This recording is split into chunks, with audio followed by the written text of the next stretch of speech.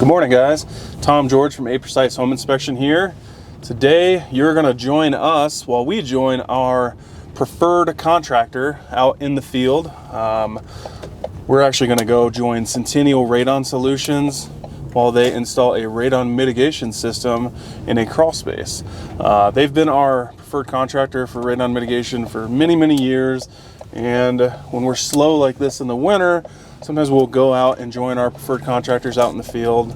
It helps us get some training in, but also just lets us, know that we're referring good people. So we've joined them on a lot of jobs, but we've never joined them on a crawl space job. So pretty excited about today. Radon mitigation is a very tricky trade to hire somebody in Colorado. We inspect a lot of radon mitigation systems, and some of them that are professionally installed are kind of an absolute joke. The reason for that is that radon mitigation is not regulated in Colorado at all. It is something that anybody watching this video could come to Colorado and start installing mitigation systems tomorrow and charge people top dollar, and there's nothing wrong with that. In most of your other trades, you need to be licensed or at least certified. And then, like, say if you hired somebody to build a deck, the building department would require that contractor to have a license showing that they know what they're doing. Then the building department would come out and they would check all of their work, and they would make them make any corrections until they eventually pass their permit. Well, that doesn't happen here for radon. There's literally nothing. It's crazy because a lot of radon mitigation contractors don't even include a retest. So, the radon test came in high, they get the system put in, and then people just assume that it works and that it's installed correctly, and they don't actually ever test the house again. So a good radon contractor like Centennial, for instance, they will include a retest. So definitely a lot that can go wrong with hiring a radon mitigation contractor. There's a lot of companies here in town that are, they really show that you get what you pay for. So there's a lot of misconceptions with radon mitigation as well, or with radon testing, I should say. We regularly hear this, that you don't need to you don't need to do a radon test unless the house has a basement. And that's not true at all. It's not even close to being true. If the house touches the dirt, it can have high levels of radon. So, if you live near the coast and your house is built on piers, it looks like it's on stilts, then those houses, you don't need to do a radon test. But if you have a basement, a crawl space, or if you're slab on grade, you could have high levels of radon. I don't have the numbers in front of me, but about 1/3 of the houses that we tested last year that were on basements came in high. And on crawl spaces, it wasn't a lot less than that. But then another misconception that we regularly hear is that we'll hear agents tell clients that a radon mitigation system costs, let's say, $1,200. And that is true for most mitigation systems. But we hear that said when houses are on crawl spaces. I've heard people say, you don't need to test this house, it doesn't have a basement, etc., to where it can still occur in a crawl space. Radon gases can still come out of the soil into the crawl space, and then it will seep into the living space through all the gaps in the floorboards and gaps around pipes and things like that. But to mitigate a crawl space costs significantly more than a home that has a basement or a slab on grade. There's a lot more materials, there's a lot more work, which we're going to see that today. But those are two big common misconceptions. Is you can get radon in a crawl space, and when you do, it is not the same price at all. We reached out to several mitigation contractors over the years and to get pricing, and it's typically about $2 per square foot. So when you think about that, a really small ranch house, the smallest of the small, it's probably going to be 900 square feet. So that's 1,800 square feet, or I'm sorry, $1,800 to mitigate a 900 square foot crawl space. So that's quite a bit more. So, and that's on the smallest scale. So anyways, just want to kind of clear up those two misconceptions and we're going to show you how this system works and what all is entailed in having one installed in crawl space. So we'll touch base when we get there. So we're here at the house in Palmer Lake. Nick from Centennial Radon, he first started, he went in, he talked to the homeowner and found out kind of the layout of the inside of the house. He said he was doing that so he could best choose where to have the mitigation fan. Those fans there are not very loud, but he does want to make sure that he puts it in a location where it's not a bedroom, a living room, somewhere where somebody's going to be watching TV or trying to sleep. So that was the first step.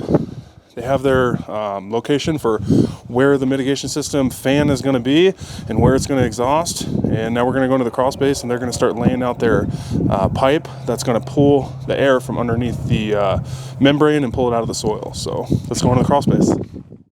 So here you can see Nick and Daniel laying out a perforated drain pipe.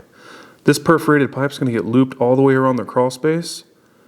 There are thousands of holes in this pipe in which the radon gases are going to be pulled into the pipe through those holes. Now here you can see where Nick is drilling a hole through the rim joist. This is where he's chosen to mount the radon fan.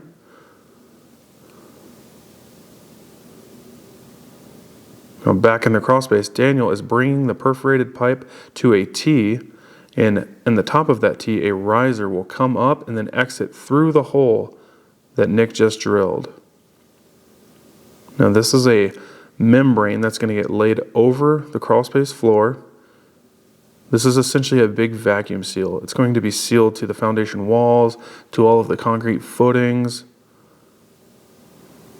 This was the most tedious part. As they lay it out, they make it very flat, tight. You'll notice that throughout the video they constantly take their shoes on and off. They never walk on it with their shoes on. They want it to be very clean.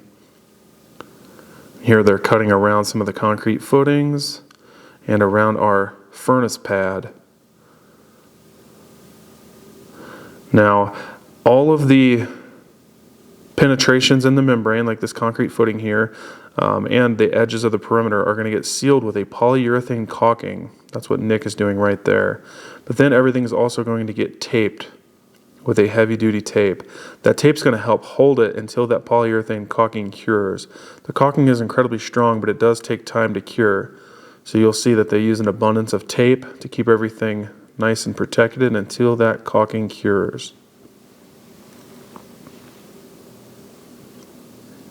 Here's where Daniel's doing the perimeter up against the foundation walls. And there's a completed footing and another one there, so you can see all the tape holding that until that caulking cures. And here's our furnace pad. This is the riser as it comes down and ties into that T of our perforated pipe. And here you can see where it is all sealed up, and it's going to come up, get strapped to the framing, and then it comes out of the house to where Nick is here. And this is where Nick is gluing together some PVC, preparing to mount the radon fan. This radon fan is going to pull air through that perforated pipe, through that PVC riser, and then it's going to blow it through a downspout material and up above the roof line. They use a downspout material so that it blends in with the gutter. It looks much better for the home. Some companies will use a PVC pipe, which just stands out like a sore thumb, but this is where Nick is fabricating a pest screen. A common thing that we see as home inspectors is that in the winter, birds like to get inside of that pipe and they work their way down where it's nice and warm, and then they hurt the fan. They do a lot of fan replacements in the winter due to birds, so that pest screen is very important. But here's just where he's fabricating this exhaust. You can see here he's touching it up with some touch-up spray paint, covering all the screw heads with a paint match paint.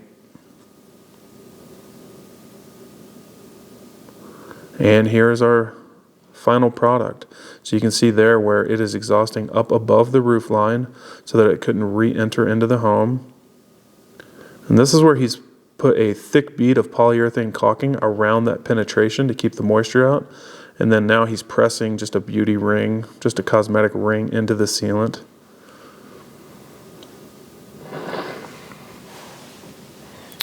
And now Daniel is mounting a visual indicator. There's a wire that goes from the fan in here to this control box. This is essentially going to tell a homeowner if there was a problem with the system or if it didn't work. And then they're going to put some stickers on the system so that everybody is aware that that is not a plumbing drain, but it is a radon mitigation system. And it also has Centennial's contact information if anybody were to ever need to have a repair done. And here they're just putting some carpet in and kind of protecting that membrane. Well guys, I hope you enjoyed this video. I know it was very educational for us to go out and watch them install this system. The best thing about this was that they did include a retest, as they do with all of their mitigation systems. They don't do the retest for the client because there's a bit of a conflict of interest there, but they do provide one. And when that client did the radon test, they sent it into a lab, and the levels came back at 0.62 picocuries per liter. And before that, before the mitigation system was installed, it was at 25 picocuries per liter. So quite a big improvement. Definitely a very well installed system. So if you guys have any questions, please put them in the comments below, and we hope to see you on the next one. Thanks for watching.